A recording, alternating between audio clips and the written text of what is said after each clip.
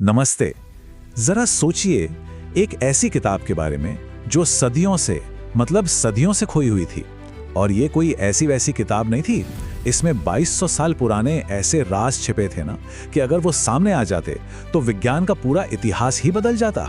तो चलिए आज इसी की कहानी में थोड़ा और गहरा उतरते हैं। तो ये कहानी शुरू होती है 1998 में। न्यूयॉर्क का एक बहुत बड़ा ऑक्शन हाउस क्रिस्टीज, वहां एक रहस्यमयी खरीदार ने एक किताब के लिए पता है कितने पैसे दिए? $2.2 मिलियन। लेकिन मजे की बात यह है कि जिस किताब के लिए इतने पैसे दिए गए वो तो फफूंद से भरी हुई, कहीं कहीं से जली हुई और एकदम खराब हालत में एक प्रार्थना की किताब थी। तो सवाल तो यही उठता है ना कि भाई ऐसी कबाड़ जैसी दिखने वाली चीज के लिए कोई इतने पैसे आखिर क्यों देगा? इसका असली राज दरअसल किताब के ऊपर लिखी प्रार्थनाओं में नहीं, बल्कि उन शब्दों में छिपा था जिन्हें मिटा दिया गया था। देखिए, इस तरह की जो मैन्युस्क्रिप्ट्स होती हैं उन्हें पैलिम्पसिस्ट कहते हैं। मतलब एक ऐसा डॉक्यूमेंट जिसके ऊपर लिखे हुए को खुरचकर या धोकर मिटा दिया गया हो ताकि उस पन्ने को दोबारा इस्तेमाल किया जा सके। और इस प्रार्थना की किताब के नीचे जो शब्द छिपे थे वो थे प्राचीन दुनिया के सबसे महान गणितज्ञ आर्किमिडीज के खोए हुए शब्द। आर्किमिडीज का वो सीक्रेट मेथड ये कोई मामूली चीज नहीं थी, बल्कि एक ऐसा गणितीय शॉर्टकट था जो अपने समय से सदियों, जी हां सदियों आगे था। बात है 212 ईसा पूर्व की। आर्किमिडीज अपने शहर को रोमन सेना से बचाने के लिए एक से बढ़कर एक हैरान कर देने वाली युद्ध मशीनें बना रहे थे। लेकिन उनकी असली ताकत इन मशीनों में नहीं थी, वो थी एक गुप्त गणितीय शॉर्टकट में, जिसे वो कहते थे द मेथड। ये भौतिकी के सिद्धांतों का इस्तेमाल करके बड़ी बड़ी गणितीय समस्याओं को चुटकियों में हल करने का एक क्रांतिकारी तरीका था। एक ऐसी तकनीक जिसे उन्होंने दुनिया से छिपा कर रखा था। अब आर्किमिडीज एक दुविधा में थे। उनका ये शॉर्टकट था तो बहुत पावरफुल, लेकिन उन्हें डर था कि उस जमाने के जो बड़े बड़े गणितज्ञ थे वो इसे असली गणित मानेंगे ही नहीं। उन्हें लगेगा यह तो एक तरह की चीटिंग है।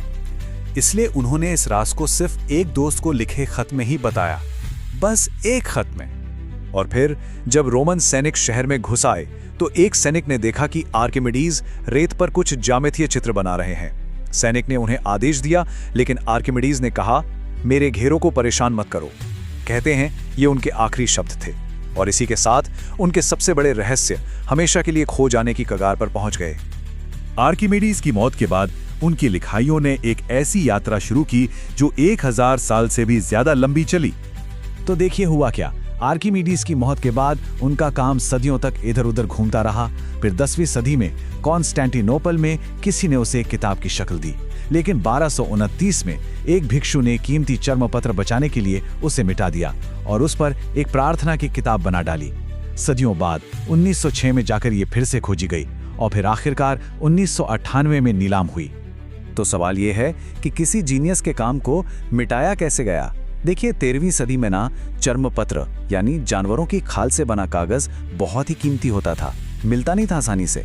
तो एक भिक्षु ने क्या किया, उसने आर्किमिडीज की किताब उठाई, उसके पन्ने एक एक करके अलग किए, स्याही को खुरच खुरच कर मिटा दिया, फिर उन बड़े पन्नों को बीच से मोड़कर आधा कर दिया और फिर जो हल्के हल्के धुंधले से अक्षर बचे थे ना उनके ऊपर 90 डिग्री घुमाकर अपनी प्रार्थनाएं लिख दी। और फिर 20वीं सदी में जब ये किताब दोबारा मिली तो इसकी कहानी और भी अजीब हो गई। 1906 में एक विद्वान थे जोहान हाइबर्ग। उन्होंने ये तो साबित कर दिया कि किताब मौजूद है, लेकिन फिर पहले विश्व युद्ध की उथल पुथल में यह किताब कॉन्स्टेंटिनोपल से गायब हो गई। सबने यही मान लिया कि बस अब यह हमेशा के लिए खो गई है।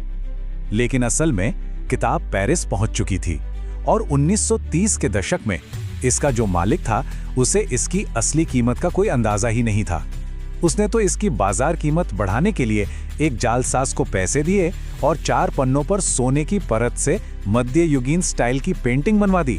मतलब कमाल की बात है कि नीचे छिपे अनमोल शब्द इससे और भी ज्यादा छिप गए। और फिर आता है हमारा दौर। किताब को खरीदने वाले वो गुमनाम खरीदार मिस्टर बी। उन्होंने वैज्ञानिकों की एक टीम बनाई और इस टीम के सामने एक ही चुनौती थी, उन खोए हुए शब्दों को वापस लाना जिन्हें पढ़ना नामुमकिन लग रहा था। और चुनौती कोई छोटी मोटी नहीं थी। पन्ने पत्थर की तरह एक दूसरे से चिपक गए थे। उन पर फफूंद लगी थी, जलने के निशान थे। ऊपर से 13वीं सदी की प्रार्थनाएं लिखी थी। और सबसे बड़ी मुसीबत थी वो 20वीं सदी की सोने वाली जालसाजी, जिसने नीचे के अक्षरों को पूरी तरह से ढक दिया था। इसका समाधान मिला स्टैनफोर्ड यूनिवर्सिटी के एक कमाल की तकनीक से। वैज्ञानिकों ने एक पार्टिकल एक्सेलरेटर से बाल से भी पतली एक एक्सरे किरण को पन्ने पर डाला। ये किरण ऊपर की प्रार्थनाओं और सोने की पेंटिंग को चीरती हुई अंदर गई, और जैसे ही ये किरण आर्किमिडीज की शाही में मौजूद लोहे के कणों से टकराई तो वो कण चमकने लगे, एक तरह की भूतिया चमक। एक खास डिटेक्टर ने इसी चमक को पकड़ लिया और फिर कंप्यूटर ने उन छिपे हुए अक्षरों को फिर से हमारे सामने लाके रख दिया। पूरे 13 साल की मेहनत, और उसके बाद जब उस लिखे हुए को पढ़ा गया तो जो सामने आया उसने पूरी दुनिया को हैरान कर दिया। इस किताब ने सचमुच विज्ञान के इतिहास को दोबारा लिख दिया। इसमें मिला द मेथड, जिससे पता चला कि आर्किमिडीज न्यूटन से 1800 साल पहले ही कैलकुलस की नींव रख रहे थे। इसमें ऑन फ्लोटिंग बॉडीज का इकलौता ग्रीक टेक्स्ट मिला, और स्टोमेकियन, दुनिया की सबसे पुरानी पहेली। इससे पता चला कि आर्किमिडीज कॉम्बिनेटोरिक्स पर काम कर रहे थे, जो आज मॉडर्न कंप्यूटिंग का आधार है। यही नहीं, इसमें कई खोए हुए भाषण और अरस्तु के कामों पर एक बहुत दुर्लभ टिप्पणी भी मिली। और शायद इस कहानी की सबसे खूबसूरत बात यह थी कि वो गुमनाम खरीदार मिस्टर बी, उन्होंने इस खजाने को अपने पास नहीं रखा। उन्होंने पूरी किताब को डिजिटाइज करवाया और उसका सारा ज्ञान सारी मानवता के साथ साझा करने के लिए उसे मुफ्त में दुनिया के लिए उपलब्ध करा दिया।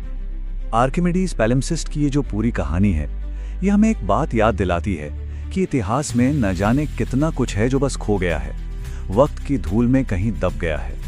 और ये सोचने पर मजबूर भी करती है कि ऐसा और कितना खोया हुआ ज्ञान होगा जो कहीं किसी कोने में बस खोजे जाने का इंतजार कर रहा है।